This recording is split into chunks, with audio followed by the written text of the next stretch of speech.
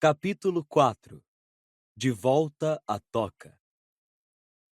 Por volta do meio-dia do dia seguinte, o malão de Harry estava pronto com o seu material escolar e seus pertences mais preciosos. A capa da invisibilidade que ele herdara do pai, a vassoura que ganhara de Sirius e o mapa encantado de Hogwarts, presente de Fred e George Weasley no ano anterior.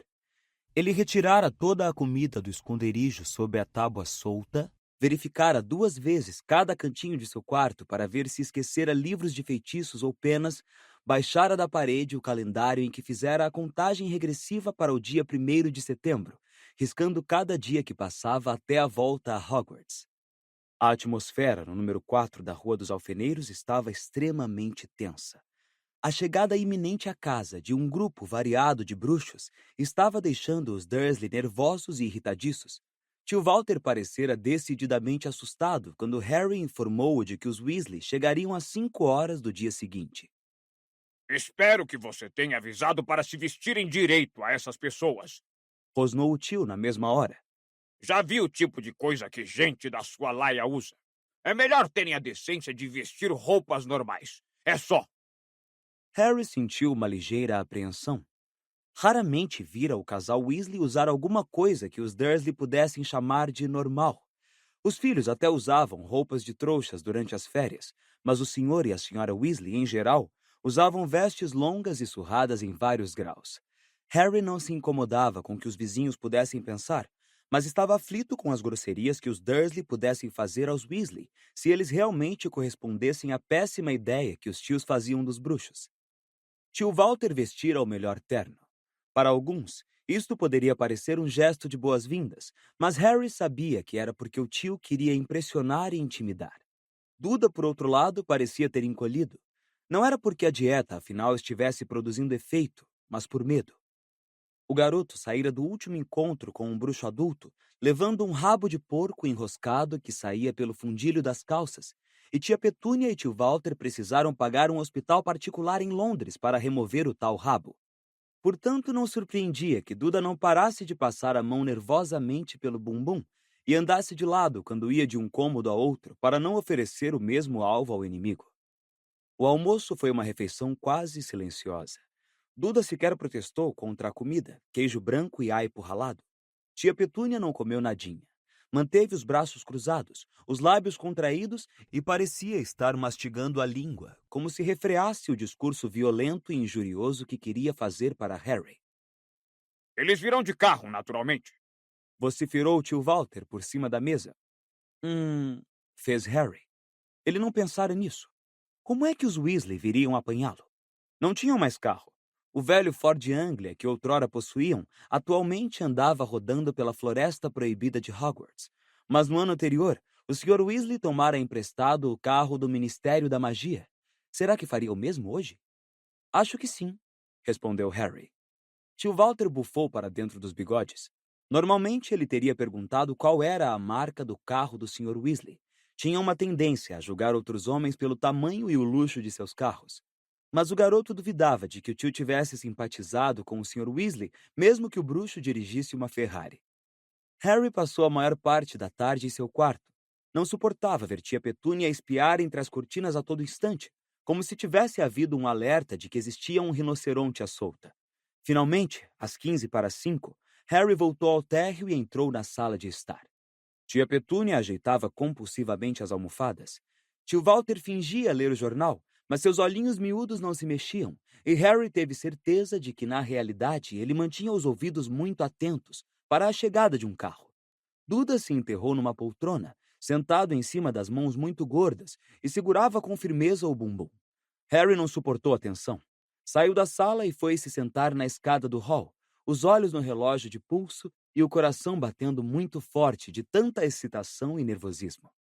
As 5 horas vieram e se foram. Tio Walter, suando ligeiramente o terno, abriu a porta da frente, espiou para um lado e outro da rua e recolheu depressa a cabeça. Eles estão atrasados. Rosnou para Harry. Eu sei, disse Harry. Talvez. O trânsito esteja ruim ou outro problema qualquer. 5:10, depois 5:15, Harry estava começando a ficar ansioso também.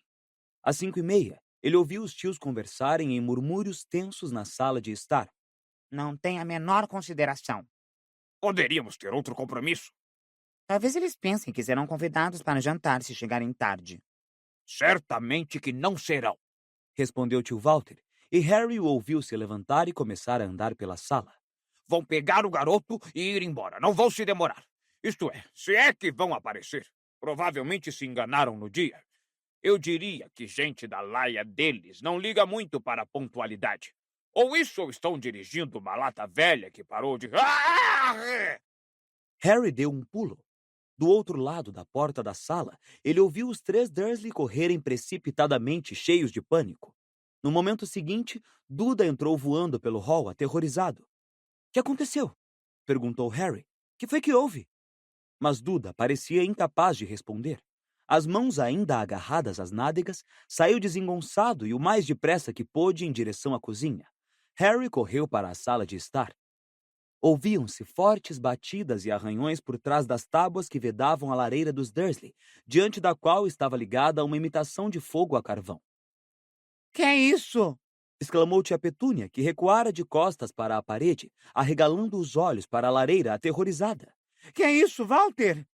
Mas eles não precisaram gastar nem um segundo pensando. Ouviram-se vozes no interior da lareira fechada.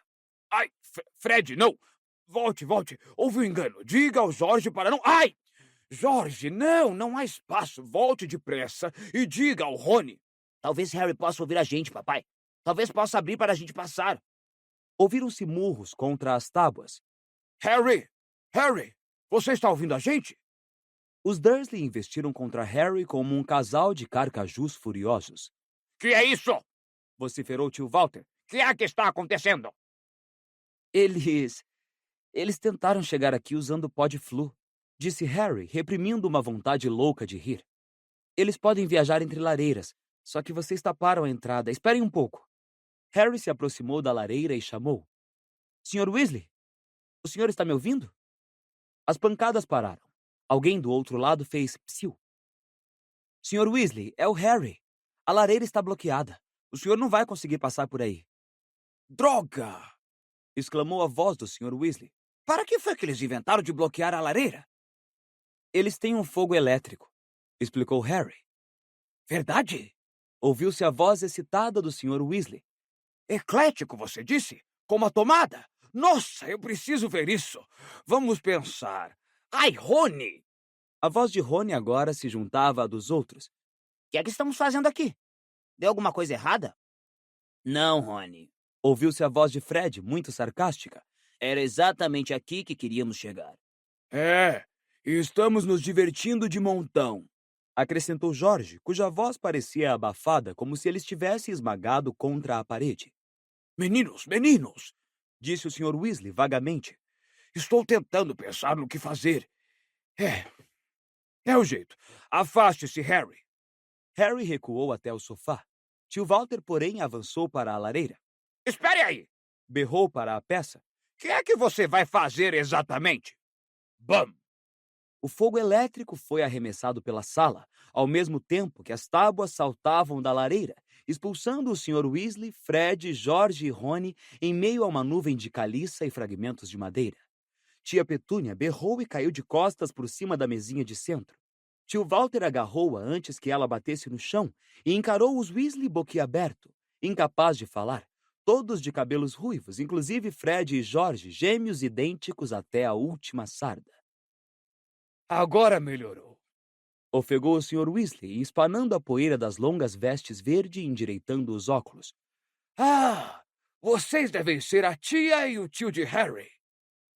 Alto, magro e meio careca, o bruxo caminhou em direção ao tio Walter, a mão estendida, mas o homem recuou vários passos, arrastando tia Petúnia.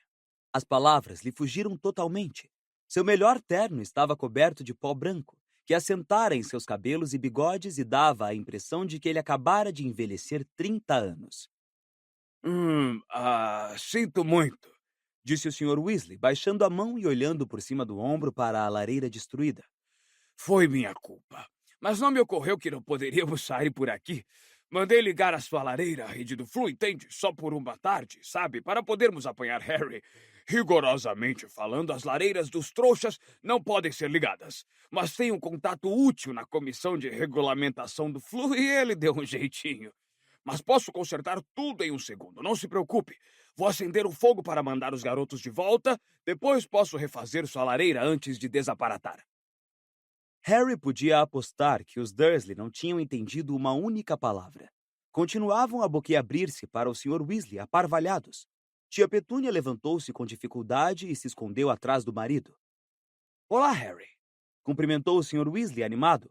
A mala está pronta? Está lá em cima, respondeu o garoto, retribuindo o sorriso.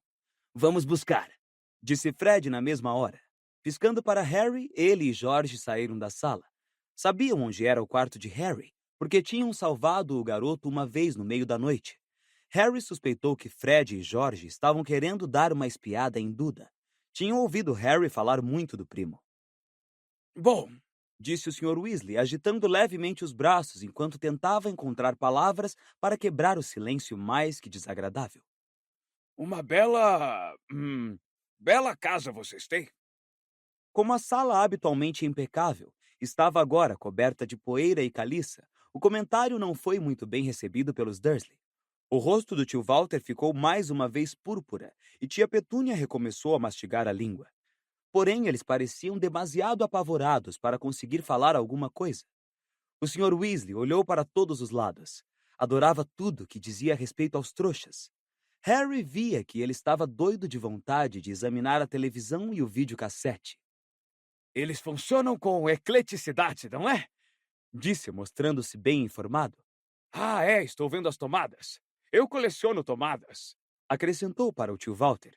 E baterias. Tenho uma enorme coleção de baterias. Minha mulher acha que eu sou maluco, mas o que fazer? Era visível que tio Walter também o achava maluco. Ele avançou um tantinho para a direita, escondendo tia Petúnia, como se achasse que o bruxo poderia de repente avançar e atacá-los. Duda, de repente, reapareceu na sala. Harry ouviu o ruído metálico do malão descendo pelas escadas e concluiu que o barulho havia afugentado Duda da cozinha. O garoto vinha costeando a parede, olhando para o Sr. Weasley com terror nos olhos e depois tentou se esconder atrás da mãe e do pai. Infelizmente, o corpanzil do tio Walter, embora suficiente para esconder a ossuda tia Petúnia, não era bastante grande para esconder também o filho. Ah, esse é o seu primo, não é, Harry? Perguntou o Sr. Weasley, fazendo outra corajosa tentativa de iniciar uma conversa. É, confirmou Harry. É o Duda. Ele e Rony se entreolharam e desviaram depressa os olhos para longe. A tentação de cair na gargalhada era forte demais. Duda ainda segurava o bumbum como se tivesse medo de que ele se soltasse. O Sr. Weasley, porém, parecia sinceramente preocupado com o comportamento estranho do garoto. De fato, pelo tom de voz com que falou a seguir, Harry teve a certeza de que o Sr. Weasley achava que Duda era tão maluco quanto os Dursley achavam que ele era. Só que o Sr. Weasley sentia piedade em vez de medo. Está gostando das férias, Duda? Perguntou bondosamente. Duda choramingou. Harry viu as mãos do primo apertarem com mais força o bumbum maciço. Fred e George voltaram à sala trazendo o malão escolar de Harry. Eles olharam para os lados ao entrar e viram Duda. Seus rostos se abriram em sorrisos malvados idênticos. Ah, certo, disse o Sr. Weasley. Melhor irmos andando, então. Ele arregaçou as mangas das vestes e puxou a varinha. Harry viu os Dursley recuarem contra a parede como se fossem uma pessoa só. Incêndio! Disse o bruxo, apontando a varinha para o buraco na parede. As chamas irromperam na mesma hora na lareira, crepitando alegremente, como se já estivessem acesas há horas. O Sr. Weasley tirou do bolso um saquinho fechado com cordões, desamarrou-o, tirou uma pitada do pó e jogou-o nas chamas, que viraram verde e esmeralda e rugiram com mais força do que antes. Pode ir, Fred, disse o Sr. Weasley. Estou indo, respondeu Fred. Ah, não! Espera aí. Um saquinho de balas caiu do bolso de Fred e o conteúdo se espalhou em todas as direções. Grandes caramelos em embalagens muito coloridas. Fred saiu catando os caramelos, guardando-os de volta no bolso, Depois de um adeuzinho animado aos Dursley, adiantou-se e entrou direto nas chamas, dizendo: A toca! Tia Petúnia soltou uma exclamação trêmula. Ouviu-se um barulho de deslocamento de ar e Fred desapareceu. Agora você, George. Disse o Sr. Weasley. Leve a mala. Harry ajudou George a carregar a mala até as chamas da lareira e virou-a de ponta para o gêmeo poder segurá-la melhor. Depois, com um segundo deslocamento de ar, George gritara: A toca! E desaparecera também. Rony, você é o próximo. Disse o Sr. Weasley. Até outro dia. Disse Rony animado para os Dursley. Deu um grande sorriso para Harry, entrou no fogo e gritou: A toca! E desapareceu. Agora só faltavam Harry e o Sr. Weasley. Bom, tchau então, disse Harry aos Dursley. Os tios não disseram uma palavra.